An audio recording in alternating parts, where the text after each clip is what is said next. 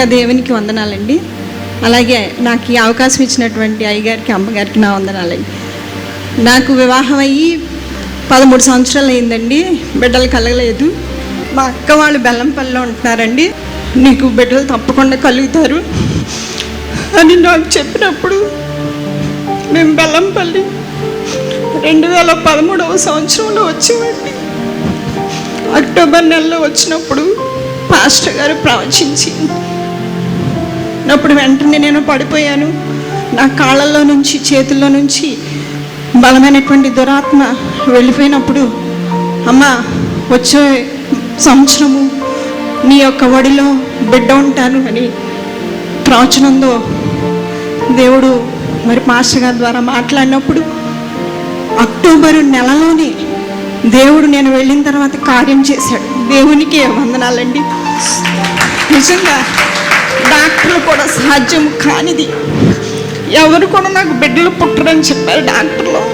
ఎందుకంటే నా గర్భసంచి బైకానెట్ యూట్రస్ కాబట్టి నాకు 2010లో లాప్రోస్కోప్ చేశారు. నీకు కుడివైపు మాత్రమే బిడ్డలు పుట్టేటటువంటి అవకాశం చాలా కొద్దిగా ఉన్నది అని చెప్పి, కొద్ది పర్సెంటే ఉన్నదని చెప్పారు. నా దేవుడు మాత్రం డాక్టర్లకు అసాధ్యం, దేవునికి సాధ్యమైనటువంటి కార్యం కాబట్టి దేవుడు మరి ఈ కల్వరికి తీసుకొచ్చి అయ్యగారు, అమ్మగారు ద్వారా నాకు ఈ కార్యం జరగటానికి దేవుడు కృప చూపాడండి. మాది ఏలూరు నుండి మేము బెల్లంపల్లి రావడం జరిగింది. ఒకసారి లైవ్ ప్రోగ్రాంలో నేను సాక్ష్యం చెప్పాను. అమ్మగారు బెల్లంపల్లి రండమ్మ, తప్పకుండా మీరు సాక్ష్యం చెప్పాలని మాట్లాడారు. కాబట్టి ఈ సమయంలో దేవుడు మమ్మల్ని నడిపించాడండి. మరి నాకు ఈ బిడ్డ కలిగింది.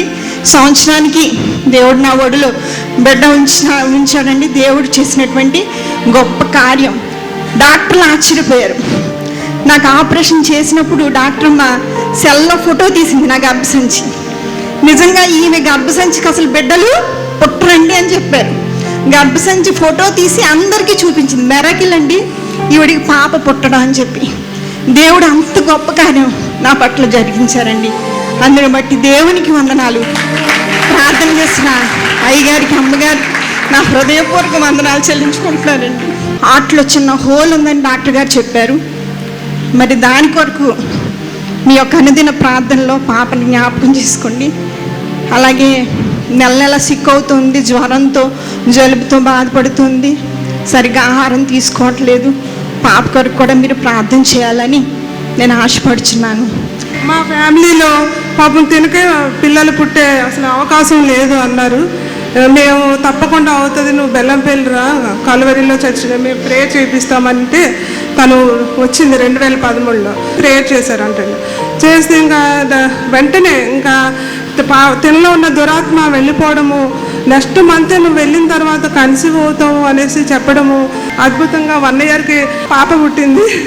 గర్భసంచి అంటే డాక్టర్స్ కాబట్టి తెలుసు, మెడికల్ సైన్స్కి తెలుసు. అందుకని వాళ్ళు తను డాక్టర్ డెలివరీ చేసేటప్పుడు, సిజరీన్ చేసినప్పుడు ఆ ఆపరేషన్లో తను క్లియర్గా సెల్లో తీయటానికి కారణం ఏంటంటే ఇలాంటి వారికి కన్సీవ్ అయ్యే అవకాశం ఎక్కడా లేదు. కానీ గర్భఫలము యెహోవా ఇచ్చు బహుమానం, గిఫ్ట్. అది చూడండి, అందరి చేతుల్లో బిడ్డలను ఎత్తుకుంటుంటే తను కూడా బిడ్డను ఎత్తుకోవాలని ఎన్నోసార్లు బాధపడి ఉండొచ్చు కదా. బిడ్డను ఎత్తుకోవాలని ప్రతి తల్లికి ఆశ ఉంటుందండి కదా. బిడ్డలు లేని వారికి అందరు పిల్లల్ని ఎత్తుకున్నప్పుడు నాకు కూడా ఒక బిడ్డ ఉంటే బాగుండు అనే ఆశ కలగటం, బాధపడటం సహజంగా. మనం ఫంక్షన్స్కి వెళ్ళినా, ప్రోగ్రామ్స్కి వెళ్ళినా పైకి నవ్వుతున్న హృదయంలో వేదన మాత్రం పురుషుల కంటే స్త్రీలకు ఎక్కువ ఉంటుంది. అట్లా తన కన్నీరు, హన్నా కన్నీరు చూసినట్లు ప్రభు ఈ బిడ్డ వేదన చూశాడు. తను చెప్పింది కదా, తన శరీరం నుంచి ఏదో వెళ్ళిపోయిందట ప్రభావం. అంటే గర్భాన్ని మూసిన బంధకం ఏమైపోయిందంటే పరిశుద్ధాత్మ దేవుడు తొలగించేశాడు. ఎలీషా అంటాడు షూనేమిరాలతో, తన భర్త ముసలివాడైనా మరుసటి ఋతువు కల్లా నీ చేతిలో బిడ్డ ఉండబోతున్నాడు, నెక్స్ట్ ఇయర్ కల్లా నీ చేతిలో బిడ్డ ఉండబోతున్నాడని దైవజనుడి ద్వారా ప్రభు ప్రవచించాడండి. ప్రవక్త నోటిలో వచ్చిన మాట ఈ గర్భంలోకి వెళ్ళి ఆ వాక్కు స్థిరపడింది. నెక్స్ట్ ఇయర్ పాపతో వచ్చింది. చూడండి, దేవుడు తన సేవకుని, తన ప్రవక్తని మాటని రూఢీపరిచే దేవుడు మన కళ్ళ ముందు. అంటే డాక్టర్స్ కాబట్టి వాళ్ళు ఆశ్చర్యపోవటానికి మెడికల్ సైన్స్ తెలుసు. మెడికల్ సైన్స్ ప్రకారం అది జరిగేది కాదు, దేవుడు స్వయంగా జోక్యం చేసుకున్నందుకు జరిగింది. చక్కటి బిడ్డను ఎత్తుకొని ఈ రోజు అండి అందరి తల్లులాగా తను కూడా బిడ్డను ఎత్తుకొని సంతోషించగలుగుతుంది. ఇది దేవునికే మహిమ. తండ్రి స్తోత్రం. Thank you for your deliverance, thank you for your healing, thank you for your miracle lord. మంచి పాపనిచ్చినావు, మంచి ఆనందాన్ని, సంతోషాన్ని ఇచ్చినావు. పాపల బాడీలో ఉన్న ఆ సిక్నెస్ కూడా టోటల్గా డిసపియర్ అయిపోవును గాక. ఇంకా బిడ్డలు అనేక ప్రజల మధ్యలోని సాక్షి బిడ్డలుగా నిలబడుతూ ఈ బిడ్డల సాక్ష్యం ద్వారా అనేక కన్నీరు నాట్యంగా మార్చబడును గాక. ఇంకా అన్ని ఏరియాస్లలో ఈ బిడ్డలు గొప్పవారవును గాక. Jesus name amen, amen, amen. June 30 నుంచి ఆగస్టు 18 తారీఖు జరుగుతున్న 50 దినాల ఉపవాస ప్రార్థనలలో ఆత్మ బలముతో ప్రభువైన యేసుక్రీస్తు కదులుతున్నాడు. నువ్వు కూడా ప్రార్థనకి రా, ప్రార్థనలో పాల్గొని. ప్రార్థన అంటే ఏంటో ప్రభు నేర్పబోతున్నాడు. ప్రార్థనలో ఉన్న విజయాన్ని దేవుడు నీకు ఇవ్వబోతున్నాడు. నీ ద్వారా నీ శత్రువును తొక్కబోతున్నాడు ఆయన. అందుకే ఇది నీకు పిలుపు. 50 దినాలకి నువ్వు సిద్ధపడు, నీ తోటి వారిని సిద్ధపరచు, నీ బంధువులు సిద్ధపరచు, నీ స్నేహితులను సిద్ధపరచు, నీ చుట్టుపక్కల వారిని సిద్ధపరచు. 50 దినాల యుద్ధ భూమిలో విజయం పొందబోతున్నాం. ఆమేన్.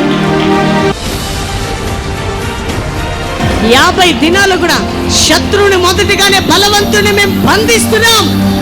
అపవాది రాజ్యాలు 50 దినములు కుప్ప కూలిపోవును గాక.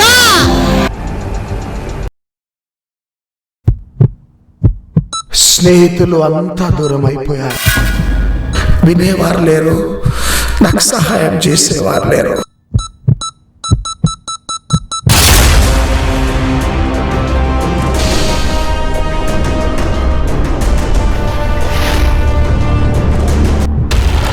అరే మామా ఫుల్ ఎంజాయ్ రే.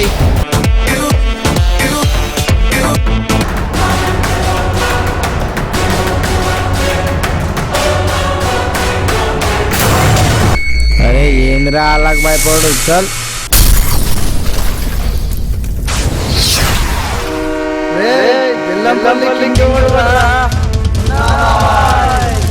బిల్లంపల్లిగా చేరుకొని రే, మనం అందరం ఒక్కటిగా ఉన్నంత వరకు మనల్ని ఎవ్వడు వేరు చేయలేదు.